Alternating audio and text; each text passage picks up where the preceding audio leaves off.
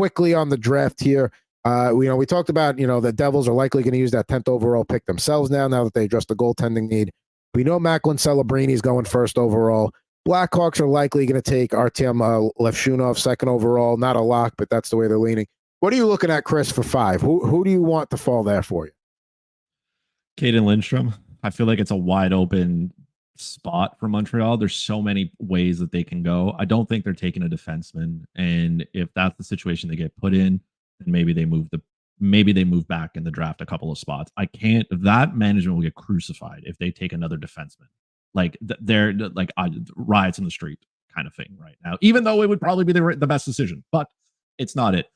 Lindstrom's a big boy, man, big centerman, kid out of the WHL, all the keywords that that give GMs a stiffy. He's right there. So there's no, you know what I mean? Like the only reason they don't take him is he's not there. I've heard a lot of talk about, Taj Ginla and everything, and that's great. Ginla's going to be a great player, I assume. Probably like his dad, a little feisty, he's got more skill, relatively subjective, right? But he's been able to fill the net.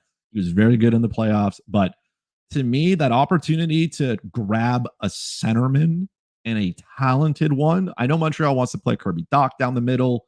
You most certainly can. I think Dach becomes that Swiss Army knife that you can move to the wing and you can kind of balance it out. And getting a big boy like Lindstrom, like Nick Suzuki's, to me, he is an elite centerman. I don't want to hear it. Okay. Elite centerman. He will be on Team Canada's roster for the Olympics, but Lindstrom's a 6'3" boy. Like you cannot pass up on those guys who are just towers. You know what I mean? Like it's really hard. So I hope he's there. But there are a ton of ways this can go for Montreal. I wouldn't be surprised with anything that they do.